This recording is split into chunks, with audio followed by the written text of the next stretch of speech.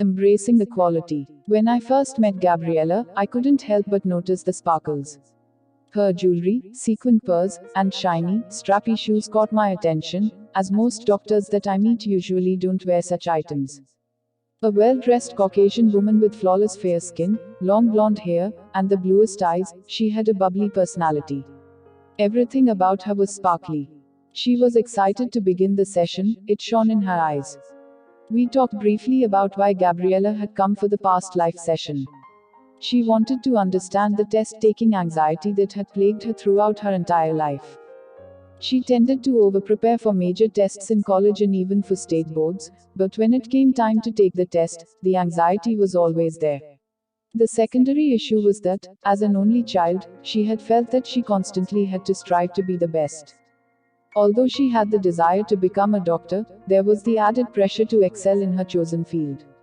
Gabriella regressed easily into the past life, but she was startled to land in the body of a 6-year-old African American child standing in the middle of a cotton field. The tone of her voice became that of a little girl's as she spoke to me. It was not the color of her skin that surprised her, it was the dirty, threadbare rags that were her clothing, and the shoes that were too old and worn to even cover her feet. She was filthy from being in the hot cotton field all day. Her hair was in pigtails, but they were frizzy and in a terrible state of disarray. Gabriella started crying at the condition of the body in which she found herself. She looked up and saw herself standing beside a big lady with coal black skin, the same color as hers. She smiled, comforted by the sight of her mama's thick cheeks and peaceful smile. Mama looked at her daughter, calling her sugar, and commenting on the heat as she continued to pick the cotton. Gabriella had the sudden recognition that this woman, in her current life, was her paternal grandmother, with whom she shared a close bond. It was the mid-1800s in Jamestown, Virginia. Sugar and her mama, and others like them, lived in one of the many shacks situated on the back side of the big house where the plantation owner and his family lived. Mama worked all day in the cotton fields. Sugar didn't know where her daddy was, he had never been around. She did not like living there. Mama keeps me safe from the white people who are mean and spit on me. Not all of them are this way. The white men, they think they are better, but they're not. They ignore me and are disrespectful to my mother, but not to Lily's mother or father. Lily Williams was the young daughter of the plantation owners. She had golden blonde hair, blue eyes, and light skin. Her favorite color was blue, so her mother dressed her in blue dresses with matching ribbons in her hair. She and Sugar were the same age. Lily wore pretty, colorful clothes that were not dirty like those of the kids from the shacks. Sugar longed to wear clean, bright-colored clothing, to live in the front house, and be accepted like Lily and her parents. Miss Anna, Lily's mother, was kind to Sugar. She let the girls play together down by the river. They swung from the rope swing into the water and sometimes held hands, like little girls do. But Sugar was aware that she wasn't allowed to do this when the other white people were around. "We like the same things," Sugar said, crying again. "I'm just dark. Dark skin makes it like I'm not equal. Lily's parents don't make me feel bad. Just don't let others know, they say." As the girls got older, Sugar would watch Lily go to the schoolhouse, dressed in her pretty clothes with her books in hand. She wanted to go with her dressed in her pretty clothes with her books in hand. She wanted to go with her but had to accept that such a thing would never be permitted. The big house was a brick colonial set on a large plot of land. It had the bulky, rich furnishings often seen in the homes of the wealthiest families of that period. Lily lived there with her mother, her father, and the house slaves who took care of the place. Miss Anna was a nice lady, somewhat plain-looking and fragile in health. She always regarded Sugar with kind eyes. A big man, Mr. Don Williams, Lily's father, wore his thick, silver hair pulled back into a ponytail. He was wealthy and owned the plantation and the slaves who lived there. Sugar would watch from the screen door as he sat inside at the table and ate. She wasn't allowed in but would wait there patiently for Lily to come out. Like his wife, Mr. Don was nice to Sugar. He let the children play together and even helped her learn how to read. It wasn't too long before Miss Anna's health failed completely and she died. Soon after, Mr. Don remarried to a strict, Proper southern woman who didn't believe in the races mixing and didn't allow the girls to play together or read anymore. Gabriella recognized the stepmother as her own current life mother. Sugar grew up with the knowledge of what it felt like to be ignored, to not be seen, to not exist.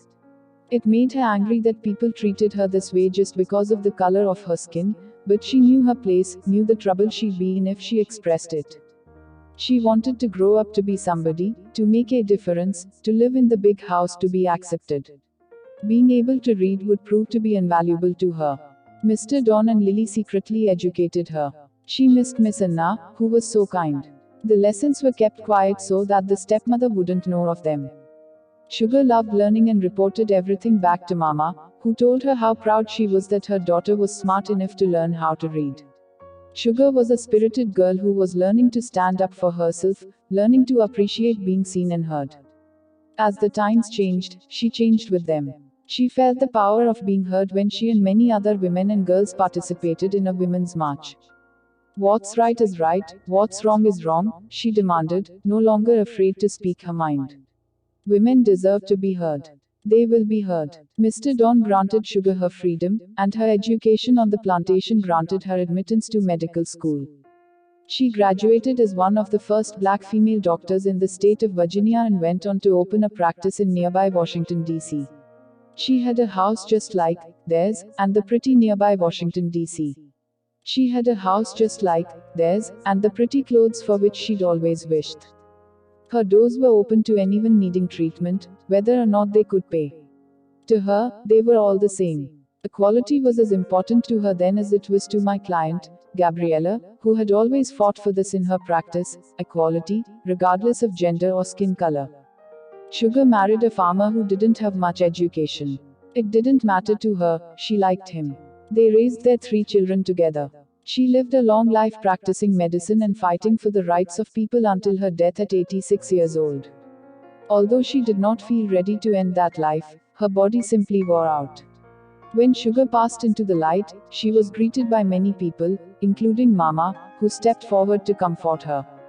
Her guide explained to her that she had done what she had been born to do, which was to stand up for fairness and people's rights. She had proved by example that women could be and do what anyone could, regardless of money or race. Her growth had come through living both sides of equality and knowing what it felt like to be discriminated against based on the color of her skin. She hadn't let discrimination stop her, for she had become an educated black woman in a society where many white women didn't even work as doctors. And in her current life as Gabriella, she continues to help people. Her patients sense her courage and feel safe when she listens to them, while others are quick to brush them off because of the color of their skin. This is helping the residual effects of racism go away. Gabriella's guide revealed that it was time now to let go of self-criticism in her current life. Her sole lesson was one of non-judgment, yet there was still the feeling of being judged and of always having to prove herself.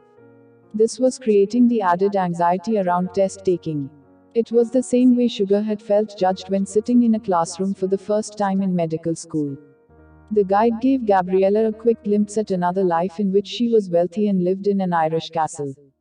Many people of all different races lived there. She had pale white skin and wore beautiful things, and she treated people as equals in her kingdom. It was important to her that the workers in her kingdom know they were not second-class citizens, that everyone was the same regardless of their skin color. This woman was adamant about fairness and equality. Gabriella was shown the contrast to know that all of her past lives, although working through the theme of freedom and equality, did not have the same hardships that she had faced as Sugar.